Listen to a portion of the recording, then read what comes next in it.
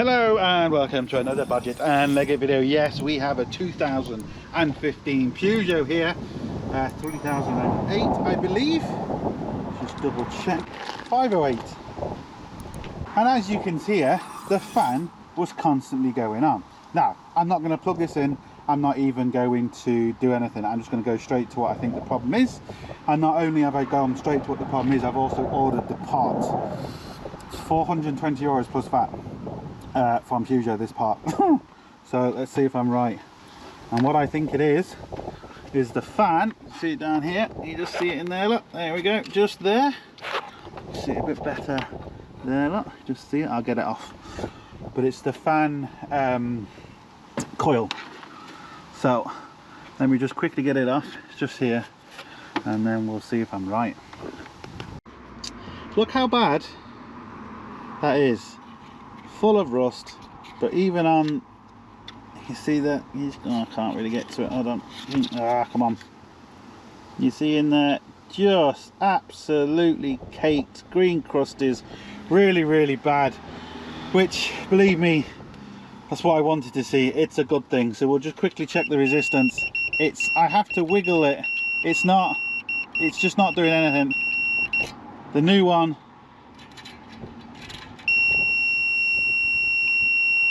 oh yeah, there we go.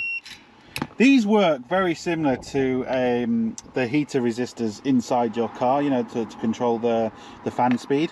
And essentially, more or less, when they fail, they go to the fail-safe and they always have the fans on, because at least that means you can get home, you know, your car doesn't overheat or anything like that. The downside to it is if you keep driving, you can potentially destroy your alternator, or even worse, set the car on fire, because the amount of amps that are going through all this and the wires, it'll get very hot. So you really just want to get home and you know, not keep driving it and sort the problem out. But you can see the difference between the two, and that was just a really quick and dirty test. It just goes to show, you know, now also I've had a bit of experience with these as well, so that's why I went straight to it, because I've replaced a lot of these. But it's fairly obvious when you think about it. There's only a few things that can keep your fan constantly on, or your fan not working at all. There's only, you know, there's only a few things that causes that. But when the fan is constantly on, you know, things like this, even the temperature switch, that's another thing to maybe look for. But when the temperature switch goes, you normally might have inside the car, the temperature gauge won't work, you know, how hot the engine is. So that's another thing that kind of brought me straight to this. But like I said, €420. Right, you remember what I said at the beginning? I already ordered this, €420 plus the VAT from the main dealer. And I've always said on all my videos, always get genuine parts, because they're better. They just are. It's just one of them things. So €420 plus the VAT. I then went, because I've had a few of these, and you start talking to a couple of motor factors, and believe it or not, boom! Look at that. I got this from a motor factors. Boom! Look at that. Original parts. Everything is original. So €420 plus the VAT. €120 including the VAT. It's a no-brainer. It's a genuine part, people. Look at it. It's a genuine part. So you can sometimes, not all the times, but sometimes still go to motor factors and get the genuine parts for a hell of a lot less. Just be aware when you go to the motor factors that as long as you know the name of the original part, a lot of the motor factors can get it. Just even if it doesn't say like the Peugeot logo or Ford logo or whatever logo, as long as it's the original name or the original part, you know it's definitely as good as the original, because it's made by the original people. They just might not put the marks on it, but it's the same make, so just be aware of it. So you're going to bang that in, put them two clips on, and see if the fans stop turning. Was I right? Looks like I was right, but we're still not 100% sure until we plug it in. Right, there we go, old one. The new one is in, you can see that. Now, let's start it.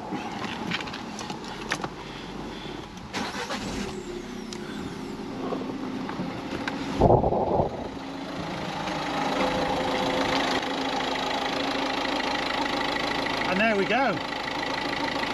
Boom. Sorted.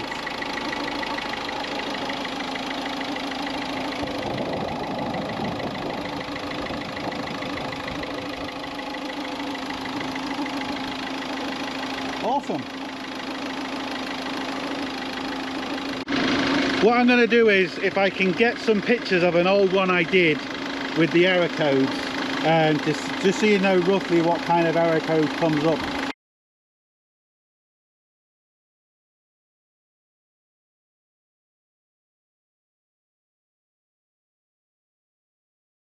I think off the top of my head something to do with fan control speeds or something along them lines. I can't remember exactly, but like I said, I've come across this a few times with this one, so I was really quite confident that was the problem, and it just was. So yeah, it's just one of them things to consider about. But like I said, when you think about things logically, there's only a few reasons why the fans will permanently stay on a car, and you know, it's either the resistor, a relay could be stuck, the temperature sensor could be dodgy, because when these parts fail, what the car does for its own safety and your safety, it goes into default mode, which keeps the fans switched on.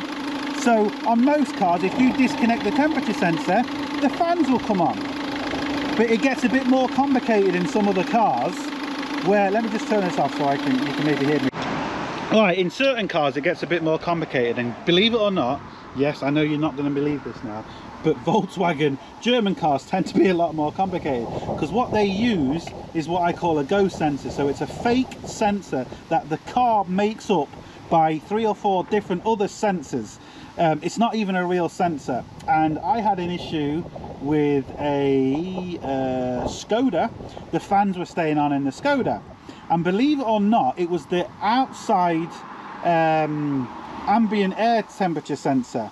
And what it was doing was, because it was faulty, or not actually, sorry, yeah, it was faulty, but what it was doing is it was sending its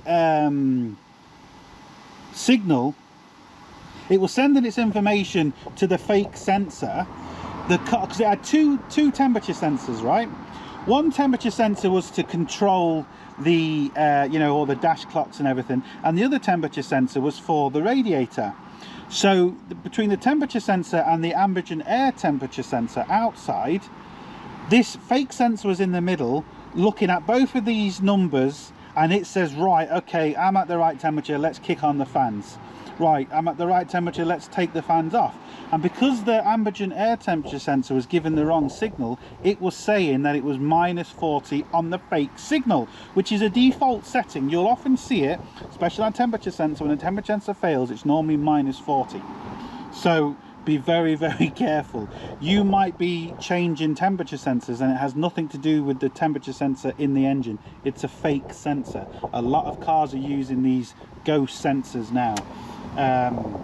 So be very, very careful. But like I said, I was very confident in this one. But it's very easy to check if you're unsure, because these are so easy.